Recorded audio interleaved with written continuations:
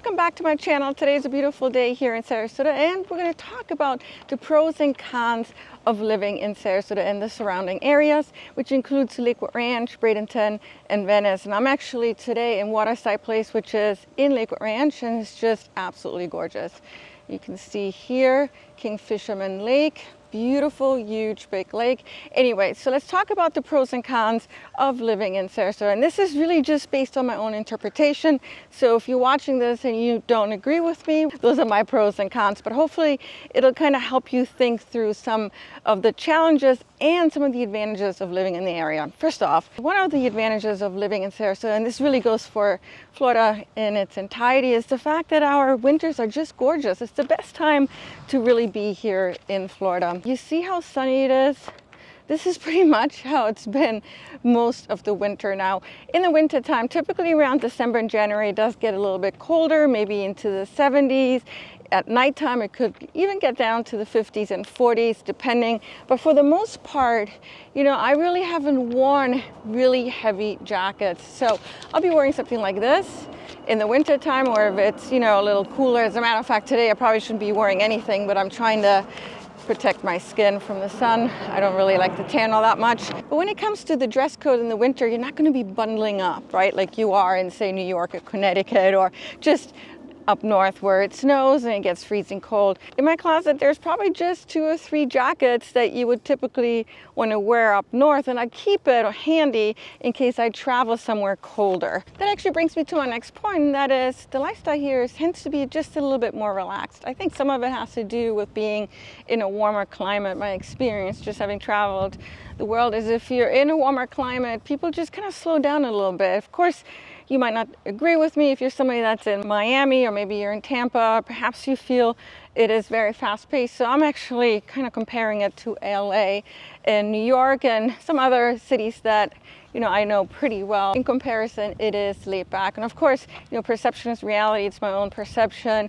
But also the lifestyle tends to be much more laid back, partially because of our dress code. Like I mentioned earlier, you know, when it comes to dressing, we don't really have to put a lot of clothes on because it's warm here, and wearing sandals, you know, unless you're going somewhere formal, you can wear it to go shopping, you can wear it to informal gatherings. Sarasota has so much to offer, not just from the beaches. One of the key value propositions of Sarasota is the fact that the beaches collide with the city in a very small proximity. So if you're in downtown Sarasota, let's just say you live kind of around that area, over the Ringling Bridge are the Lido beaches, literally just 10 minutes away. With downtown comes some great restaurants, lots of theater, just a lot of arts, and just vibrant nightlife to take part in. I absolutely love the fact that there's just a lot of culture here in Sarasota. I could never live somewhere where you wouldn't have ample of opportunities to see a great play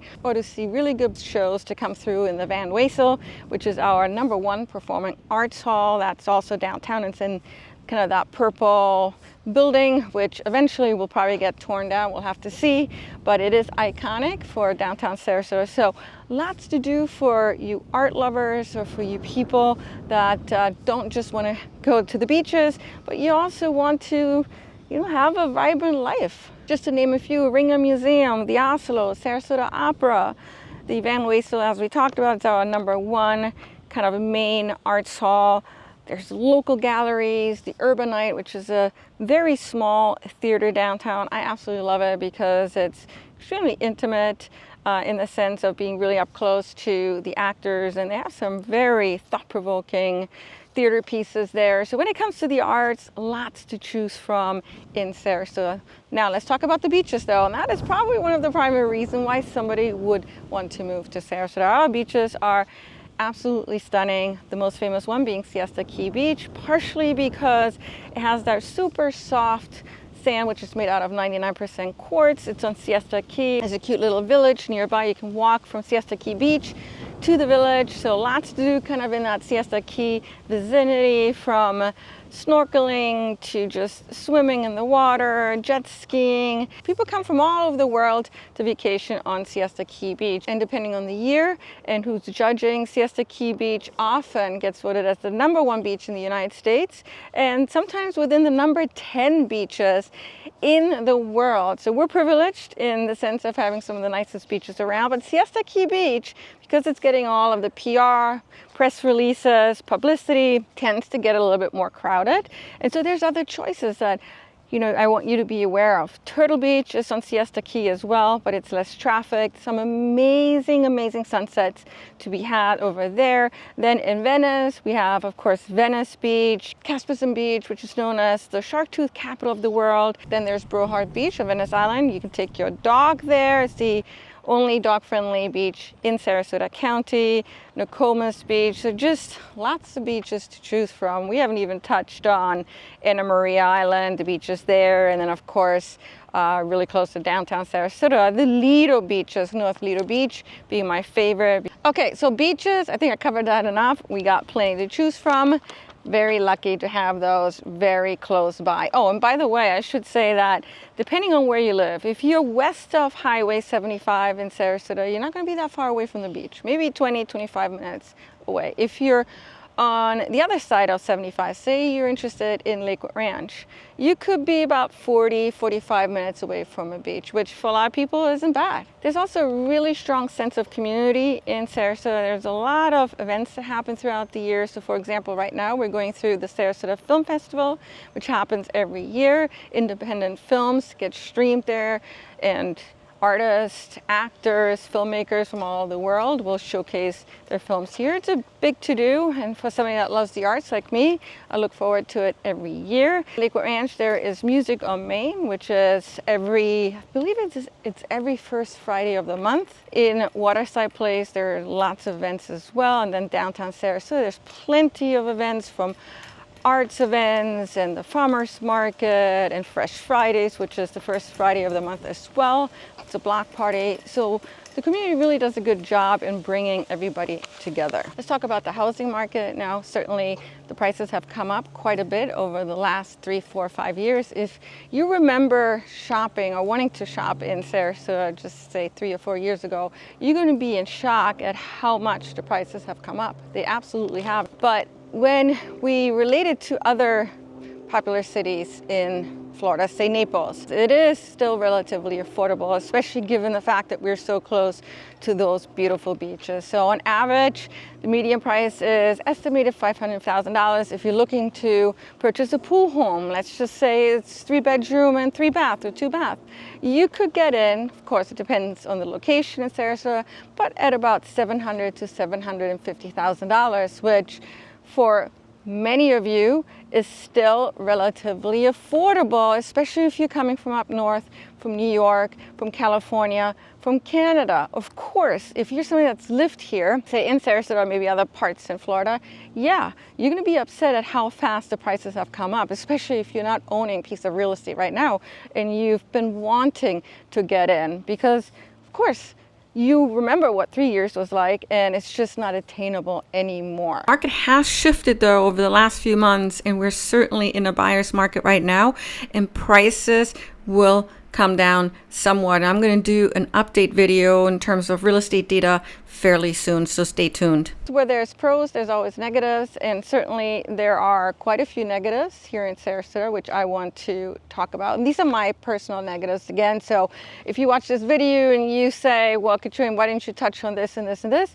Put it in the comment section, no problem, but these are my negatives. And the first one being that the homeowners insurance costs have really come up quite a bit, and this is really true for older homes that are closer to the coast. This is not true for new construction on the other side of 75, for example, in Lakewood Ranch, where you can get, of course, it depends on the dwelling coverage, depends on the price of the home, but say it's a $750,000 home, pool home, relatively new, impact windows, you can get homeowners insurance at estimated $2,000. But the issue becomes when you're looking to insure a home that's older, like mine. Mine is older, it's also closer to the shore.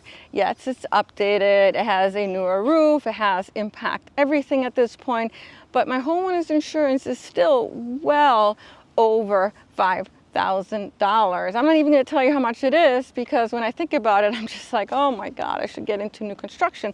But I like where I live. So it's a little bit of a give and take. But newer construction, if you're looking to purchase right now in the area, newer construction is a great opportunity. First off, because home maintenance costs have really gone up. It's like pulling teeth with a lot of contractors just because there's so much work that's going around right now. Some of it has to do with the hurricanes that we had last year, but also there's a shortage of labor supply. And so getting home renovations done, not only does it take some time to get credible people in there who can do the job, but also it costs money. And so there's so many benefits of going with new construction right now. First of all, if it's a newer home, it's less likely to break down anytime soon. Homeowners insurance, like I touched on, is going to be more affordable. But for most of us, especially those that have lived here for a while, we have to deal with the increasing cost in homeowners insurance. And you know, quite honestly, I don't know if it's going to get any better anytime soon. I know that the government is certainly trying to get more insurance companies to come in here.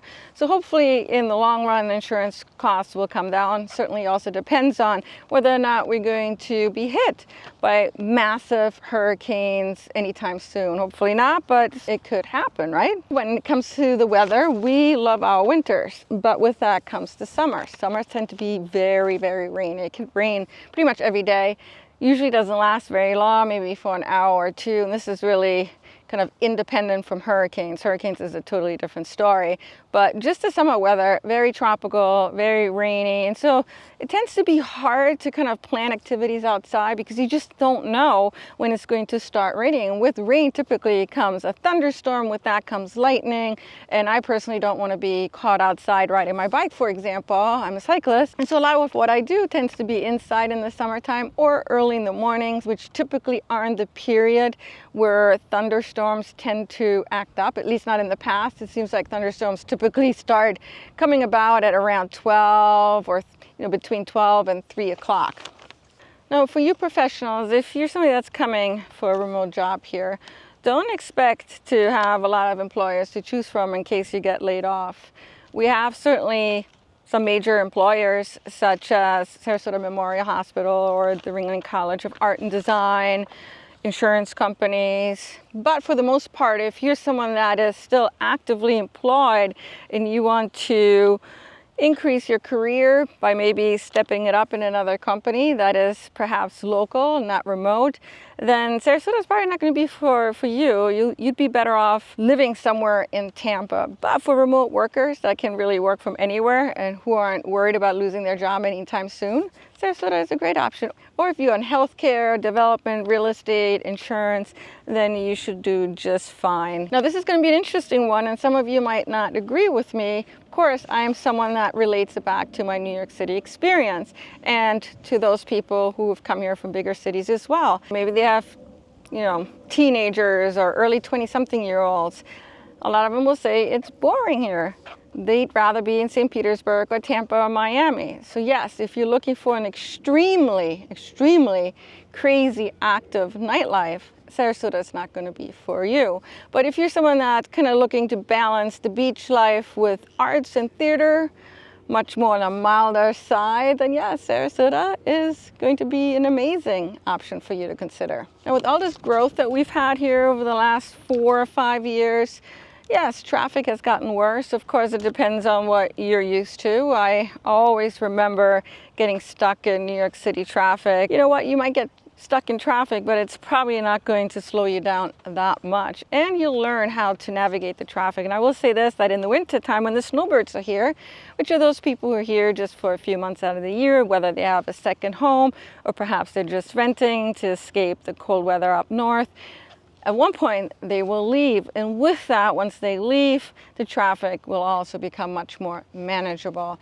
But certainly, yes, over the last few years, it's gotten just a little bit denser. Another big con, and maybe, just maybe, I should have talked about this one first, and that is, of course, the hurricanes. We were hit by 2 hurricanes last year and a tropical storm Debbie, which caused a lot of havoc around Sarasota. Tropical Storm Debbie brought a lot of rain for a few days, and so there was one major community that actually ended up flooding. I believe most of the homes flooded, and they didn't have flood insurance. So if you don't have flood insurance, get flood insurance. But also hurricanes. A lot of homes on Siesta Key, Lido, and on Maria Island, they got washed over by salt water, and with that comes repair work, if not demolition, depending on how bad it was. Hurricanes will happen again in the future, and so that's certainly something that I worry about. I'm in an X zone about 2 miles away, have impact windows, impact everything like I mentioned earlier. And so when it comes to wind, I'm not really too worried about that. I'm more worried about surge water. But hopefully where I'm at, that's not something that I'm going to have to see penetrating my house anytime soon. If ever, if that's something that you're worried about, which is surge water, then just live further away from the coast. In an evacuation zone, that's maybe a COD, or maybe there is no evacuation zone because it's less likely that the water is going to hit it, the salt water. The flood zone designations, that's much more for insurance purposes and really relates to creeks and maybe lakes that may overflow. And I'm going to link to the 2 different maps that you can tap into to just kind of see where what is if you have a home that you're interested in possibly looking at or purchasing. That way you also have the most credible information at hand. But also something you need to know is that the flood maps do get updated. They were just updated by FEMA last year, so what would have been or could have been in an X zone may now be in an AE zone, and maybe even vice versa. So always double check with your agent and with those maps to be sure. There's certainly strategies of minimizing the risk from a hurricane, and that's what a lot of buyers are actually doing now. One of the reasons why many are interested in areas such as Palmer Ranch, which is further in, or maybe even east of 75, Lakewood Ranch, Sky Ranch, Grand Park, and so forth. I hope this video helped you guys. If you have any questions, call me. If you're looking for new construction, I work on new construction all the time, as well as existing homes, resales. If you're looking to sell your home, call me as well. I am so excited to be able to partner up with you and to assist you. Thank you so much for tuning in today. I appreciate you guys. Take care.